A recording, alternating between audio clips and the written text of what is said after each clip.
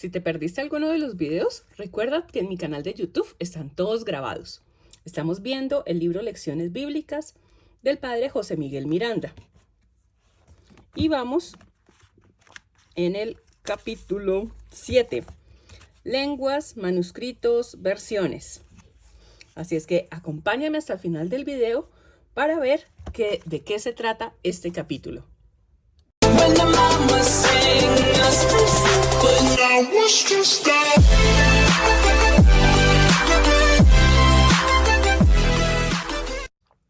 Primero que todo los saludo, bienvenidos a mi canal, mi nombre es Consuelo, para los que no me conocen, los invito para que te suscriban y activen la campanita, así no se van a perder ninguno de mis videos.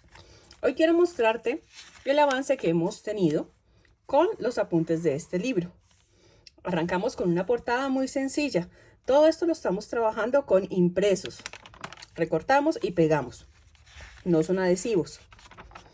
Aquí esta parte adornamos con washi tape, papel sencillamente de colores y así vamos trabajando capítulo por capítulo. Estas son ideas de apuntes que tú puedes llevar directamente a la práctica. Estas hojas que ves acá las añadimos a los apuntes y sencillamente es la biblioteca con la división de los libros tal cual como el libro Lecciones Bíblicas nos lo está indicando, tanto Antiguo Testamento como Nuevo Testamento. De este les compartí a ustedes a través de mi WhatsApp, del grupo de WhatsApp, que está acá abajito en los comentarios, un formato para que lo hagan directamente. O también les compartí que pueden hacerlo tal cual. Aquí vemos diferentes formas de hacer los apuntes, mucho color y esto. La idea no es decorar por decorar, sino a medida que estamos decorando, poder estrechar más esos lazos con Dios, poder estar más de la mano con Él, poder reflexionar, poder meditar con Él, ver qué cosas estamos haciendo bien, cuáles estamos haciendo mal, qué cosas necesitamos, qué cosas agradecemos, porque muchas veces pedimos, pero no damos gracias por lo que tenemos. Entonces también es importante esto. Acá sencillamente hicimos un plegable. Todo es muy sencillo y es lo que hemos venido trabajando hasta el último capítulo.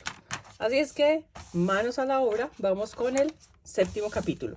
Recuerda que siempre vamos a colocar una cartulina en la parte de atrás para evitar que de pronto se nos vaya a manchar la siguiente hoja. Lenguas en que se escribió la Biblia. Para la composición de la Biblia se emplearon 3 lenguas: la hebrea, la aramea y la griega. En hebreo se escribió casi todo el Antiguo Testamento. Era la lengua propia del pueblo de Israel. Su origen es bastante oscuro. Parece que comenzaron a hablarla los cananeos y después la adoptaron los israelitas a partir de su estadía en Canaán. En arameo, la lengua más antigua que el hebreo, se escribieron pocas cosas. El arameo comenzó a introducirse en Israel hacia los siglos IV y III a.C. y tomó tanta fuerza que llegó a suplantar a la lengua hebrea. Incluso Jesús hablaba con el pueblo en uno de los dialectos arameos. También Pablo habló en arameo. Eso nos lo dicen en Hechos 21:40. En griego fueron escritos algunos libros del Antiguo Testamento, como el de la sabiduría, el 2 libro de Macabeos y todos los del Nuevo Testamento. Este griego no era un griego clásico, como era, por ejemplo, el de Demóstenes, sino un griego popular, vulgar y corriente, llamado koine, común, que usaba el hombre de la calle. Se generalizó después de la conquista en Grecia por Alejandro Magno. De ahora en adelante vamos a usar las expresiones AT para Antiguo Testamento, NT para Nuevo Testamento. El material que los escribientes empleaban para los textos primitivos de las Escrituras fue el papiro, arbusto acuático que crece a orillas del río Nilo, y el pergamino, sacado de la piel de los animales, cuya invención se atribuye a un rey de Pérgamo. Más tarde, se fueron formando los códices, que constataban de varios fascículos de 4 folios o cuadernos. Y de aquí se pasó al libro moderno. Los 70, como veremos después, tradujeron a este idioma popular griego los libros escritos en hebreo. Las lenguas semitas, hebrea, aramea, etc., se diferencian notablemente de la griega y de las occidentales. Las primeras expresan sus ideas a base de muchas imágenes y parábolas y dichos, mientras que las otras son más aptas para formular ideas abstractas y filosóficas. Esta es la causa para que muchas veces el hombre moderno y occidental se vean aprietos para traducir y entender lo que ha sido pensado y escrito a la manera oriental, y más tratándose de escritos tan antiguos como los de la Biblia. Mira lo que estamos haciendo acá. Sencillamente tomamos un fondo, que es una cuadrícula en degradado, y con estos sellos que compré en Dollar City, la verdad ustedes saben que Dollar City acá en Colombia es un almacén que tiene cosas bastante económicas y en ocasiones de buena calidad, como por ejemplo estos sellitos de madera, con estas letras que tienen 3D, por llamarlo de alguna forma. Lo que hacemos es cada letra la vamos a colocar en un recuadrito y después vamos a decorarlas. Si tú quieres, puedes sencillamente escribirlo en tu cuaderno y ya. Aquí te estoy dando ideas de pronto para tus chiquitines que pueden hacer sus apuntes de esta forma y tú puedes ayudarles con estas ideas. Ahora sí, continuamos. Hay un cuadro sinóptico que yo les envié al grupo de WhatsApp. Ese sencillamente lo recortan y lo pegan en el cuaderno.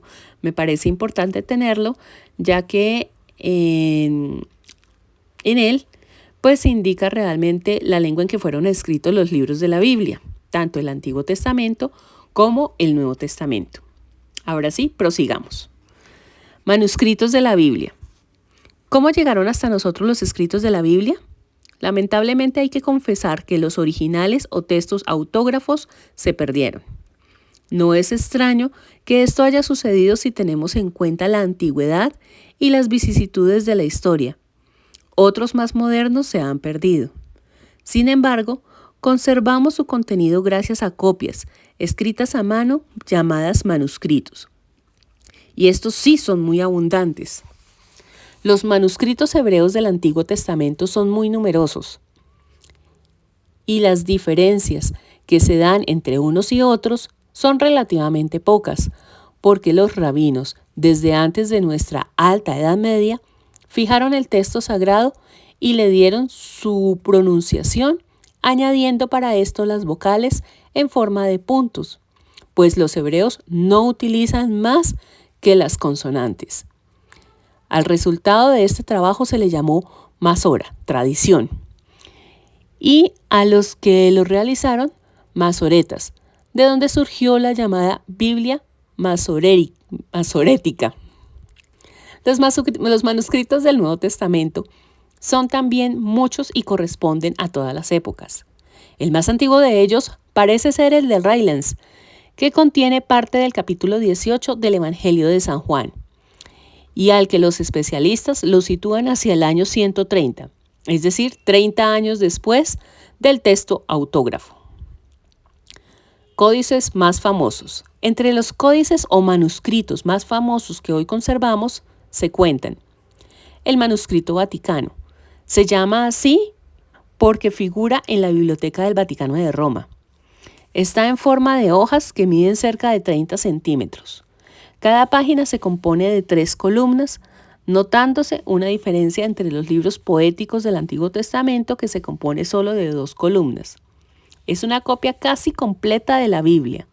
Los 2 testamentos están completos, excepto algunos pocos versículos.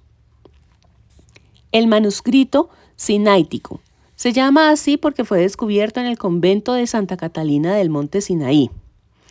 El afortunado descubridor fue el sabio alemán Constantino, cuya vida dedicó a descubrir manuscritos antiguos.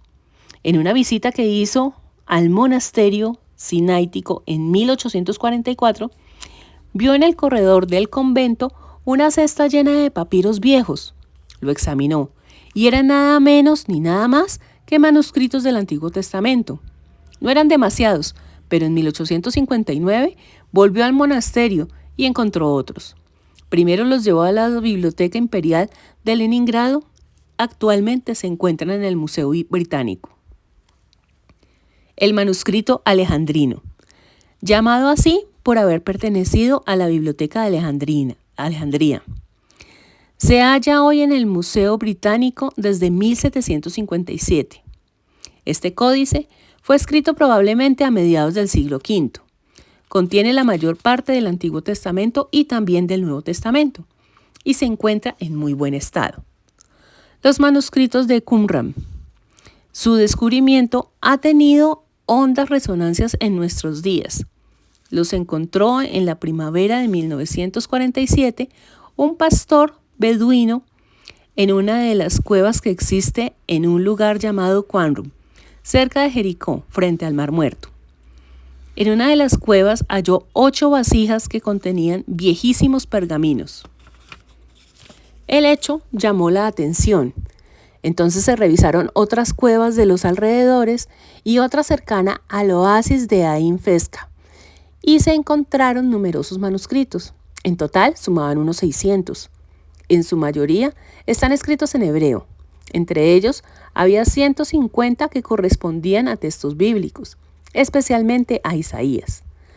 Los no bíblicos, pero religiosos, son también de mucha importancia, ya que nos dan a conocer el medio espiritual y judío tan próximo a Jesús.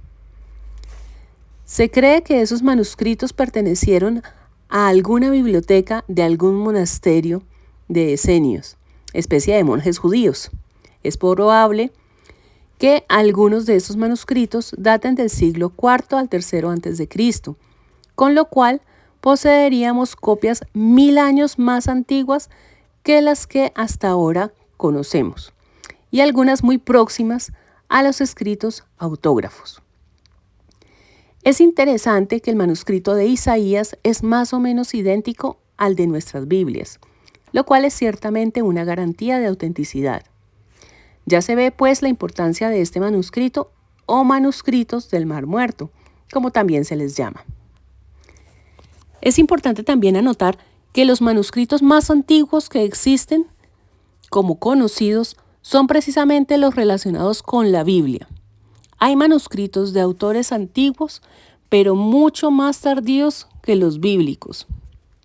Por ejemplo, los que se refieren a las obras de Sófocles, Esquilo y Tucídides son 1400 años posteriores a sus autógrafos.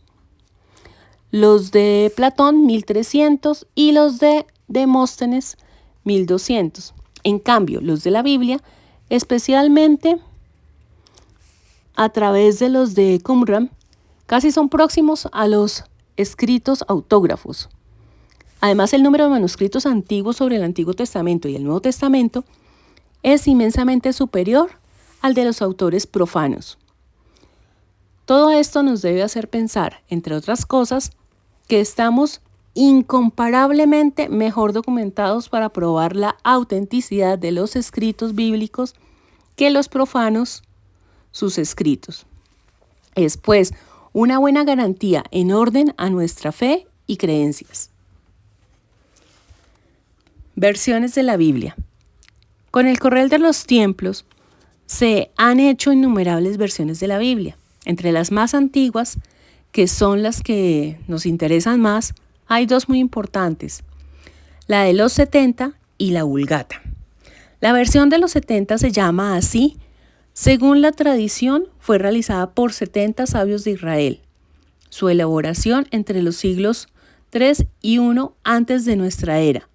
Estuvo destinada a los judíos de la diáspora o de la dispersión, es decir, para el culto de las comunidades judías que vivían en el mundo greco-romano, especialmente de Alejandría, y que ya habían olvidado la lengua hebrea, o quizá mejor, con el fin de que pudieran propagarla en la griega. En cualquier caso, esta traducción fue importante para los judíos, que hablaban el griego y que más tarde se extendió por los países mediterráneos, preparando así el ambiente para el Evangelio. La Biblia de los 70 tiene para los cristianos particular interés, puesto que esta versión la usaron los apóstoles y los primitivos cristianos. La versión de la Vulgata, esta versión fue hecha en latín por San Jerónimo en el siglo IV en Belén. Partió de una necesidad como la de los 70. Durante los 2 primeros siglos se utilizaba en la Iglesia el griego popular, que era el que se hablaba en el Imperio Romano. Pero en el siglo III se fue imponiendo el latín en Occidente. Por esta razón, la vertió San Jerónimo al latín. De ella se han sacado muchas ediciones hasta nuestros días, desde que el Concilio de Trento la reconoció solemnemente como la versión oficial latina, sin negar por eso el valor de las otras versiones. Desde entonces, hay en el mundo importantes versiones e impresiones. Citemos algunas. La primera, realizada por el inventor de la imprenta Gutenberg, quien en asocio con J. Fust imprimió en Maguncia la Biblia latina de 42 líneas. Esto sucedió alrededor de 1450. Dícese que se movió a realizar el invento de la imprenta con el fin de imprimir la Biblia. La segunda, la Biblia políglota complutense. Fue la primera Biblia políglota que se imprimió en el mundo, bajo el patrocinio del cardenal Cisnero, arzobispo de Toledo. Está escrita en hebreo, griego y latín, en columnas paralelas. Su preparación comenzó en 1502 y duró 15 años. Personas que realmente tenían un gran trabajo, una muy buena vocación para dedicar todo este tiempo a escribir y a tener en 3 idiomas diferentes las Sagradas Escrituras. En lengua castellana son famosas también las versiones de la Biblia alfonsina, realizada bajo los auspicios de Alfonso X, el Sabio, entre los siglos XII y XIII. La Biblia de Valencia, vertida en 1478 por un hermano de San Vicente Ferrer, llamado Bonifacio. La Biblia de Alba, hecha por un rabino judío. La Biblia políglota regia, hecha en 1572 bajo la dirección de Arias Monanto, ilustre teólogo español. La del padre Felipe Sió de San Miguel en el siglo XVIII. La del obispo Félix Torres Amat en 1825 y actualmente la de Baknacar Calunga. También tenemos la de Jerusalén, quizás la más perfecta y completa. Esa es la verdecita que yo les mostré que había leído el año pasado, ya que después de averiguar muchísimo, pues me convenció que tenía que tener esa como Biblia de estudio. Después también tenemos la de Chicago, etc. Entre las traducciones protestantes figura la de Reina Valera en 1569 en la Basilea suiza. Es de observar que cada día hay más versiones en todas las lenguas, hasta el punto que se ha traducido a más de 2.000 lenguas hasta el momento así, a 236 lenguas inteligibles por el 90% de la población mundial, a 289 habladas por el 5% de la población restante, solo el Nuevo Testamento, y a 700 dialectos y lenguas, solo algunos libros aislados de la Biblia. Ahora hablemos de las Biblias ecuménicas.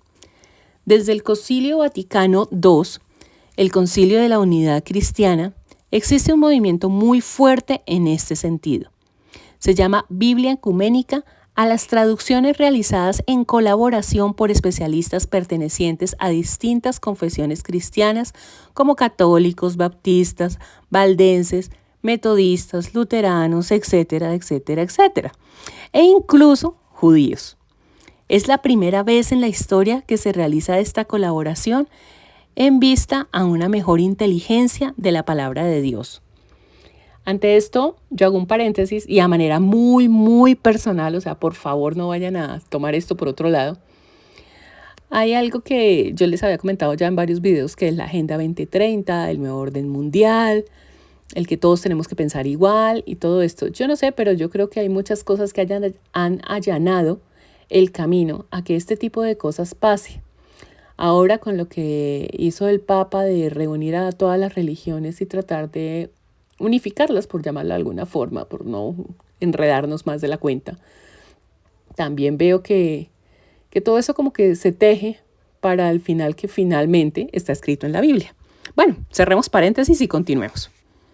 En Estados Unidos, cerca de 30 exégetas católicos, protestantes y judíos vienen trabajando hace tiempo en esta empresa común.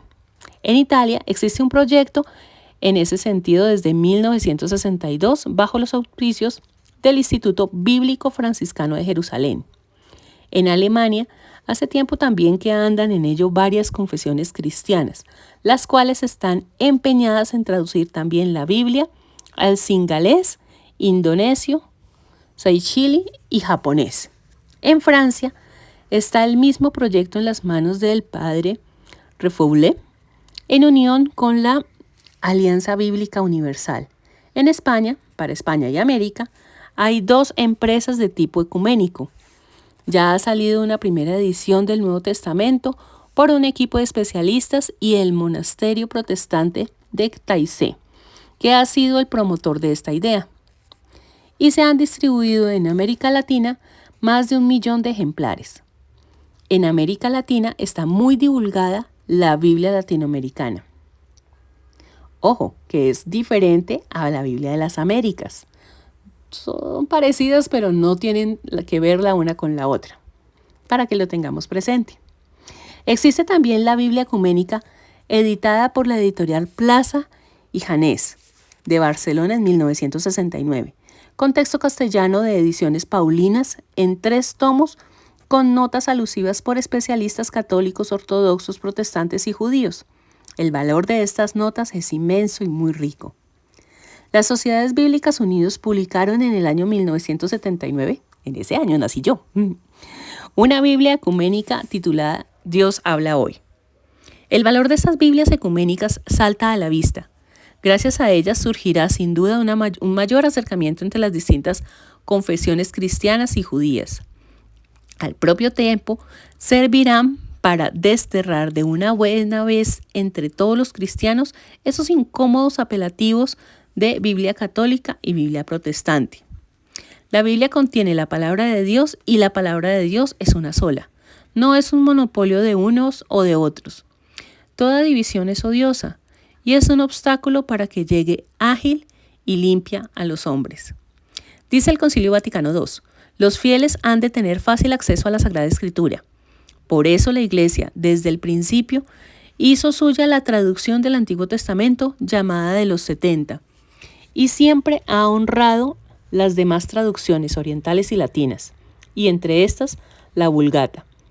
Pero como palabra de Dios tiene que estar disponible en todas las edades, la Iglesia procura con cuidado materno que se hagan traducciones exactas y adaptadas en diferentes lenguas, sobre todo partiendo de los textos originales.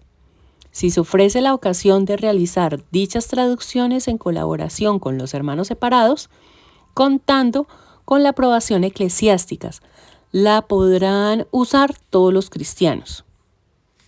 Bien, hasta acá llegó la unidad número 7. Espero que te haya gustado. Recuerda que siempre al final de cada unidad hay un cuestionario práctico.